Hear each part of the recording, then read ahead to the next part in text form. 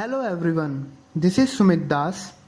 I am pursuing BTech CSC from Achelon Institute of Technology. Doctor APJ Abdul Kalam ji का नाम तो आप सबने ही सुना होगा। अगर उनको स्वयं अपनी जीवनी का बखान करने का मौका दिया जाता तो वो किस अंदाज में करते, इसकी कल्पना करने की कोशिश की है मैंने। आशा है आप सभी को पसंद आएगा। मैं एक गहरा कुआं हूँ इस ज़मीन पर, बेशुमार लड़के लड़कियों के लिए मैं उनकी प्यास बुझाता रहूं। इतनी सी कहानी है मेरी, जैनुलाब्दीन और आशी अम्मा के बेटे की कहानी।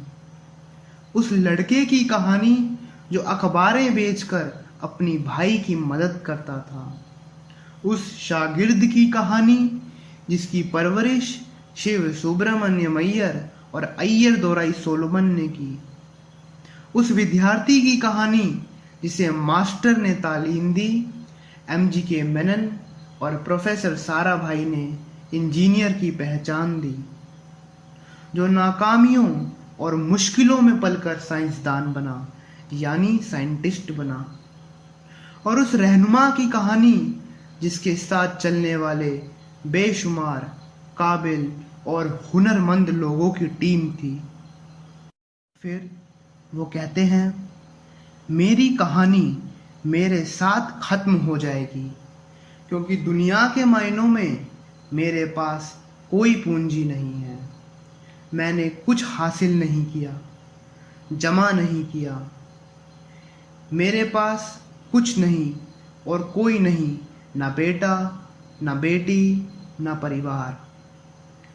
मैं दूसरों के लिए मिसाल नहीं बनना चाहता, लेकिन शायद कुछ पढ़ने वालों को प्रेरणा मिले कि अंतिम सुख रूह और आत्मा की तस्कीन है। खुदा की रहमत उनकी विरासत है।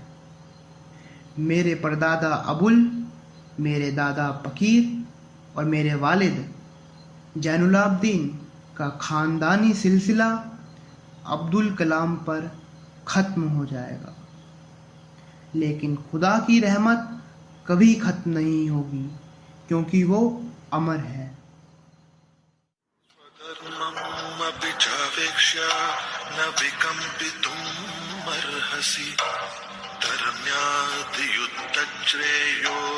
क्षत्रियस्य न विद्यते स्वधर्मम् अपि चावेक्ष्य न विकम्पितुम् अर्हसि धर्म्याद् युद्धश्रेयोऽन्यक्षत्रियस्य न विद्यते अदच्चेत्त्वम् इमं धर्म्यं सङ्ग्रामं न करिष्यसि ततः स्वधर्मं कीर्तिं च हित्वा पापम्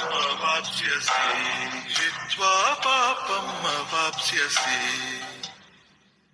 1990 के रिपब्लिक डे पर देश ने मिसाइल प्रोग्राम की कामयाबी का जश्न मनाया। मुझे पद्म विभूषण से नवाजा गया और डॉक्टर अरुणाचलन को भी।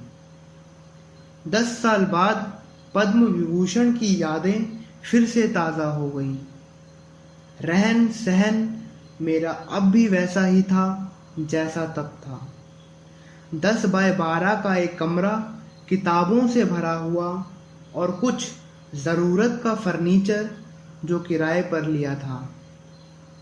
फ़र्क इतना ही था कि तब ये कमरा त्रिवेंद्रपुरम में था, अब हैदराबाद में है। मैं जानता हूँ कि बहुत से साइंसदान और इंजीनियर मौका मिलते ही वतन छोड़ जाते हैं, दूसरे मुल्कों में चले जाते हैं ज़्यादा रुपया कमाने के लिए, ज़्यादा आमदनी के लिए। लेकिन ये आदर, मोहब्बत और इज्जत क्या कमा सकते हैं जो उन्हें अपने वतन से मिलती है। उनका कहना था कि कोई शख्स कितना भी छोटा क्यों ना हो, उसे हौसला नहीं छोड़ना चाहिए। मसले, मुश्किलें जिंदगी का हिस्सा हैं और तकलीफें कामयाबी की सच्चाइयां हैं। जैसा कहा है किसी ने, खुदा ने ये वादा नहीं किया कि आसमां हमेशा नीला ही रहेगा, जिंदगी भर फूलों से भरी राहें मिलेंगी। खुदा ने ये वादा नहीं किया कि सूरज है तो बादल नहीं होंगे, खुशी है तो गम नहीं, सुकून है तो दर्द नहीं होगा। मुझे ऐसा कोई गुरूर नहीं है कि मेरी जिंदगी सबके लिए एक मिसाल बनेगी, मगर ये हो सकता है कि कोई मायूस बच्चा किसी गुमनाम सी जगह पर यह पढ़े और उसे चैन मिले, यह पढ़े और उसकी उम्मीद रोशन हो जाए। हो सकता है कि यह कुछ बच्चों को नाउम्मीदी से बाहर ले आए,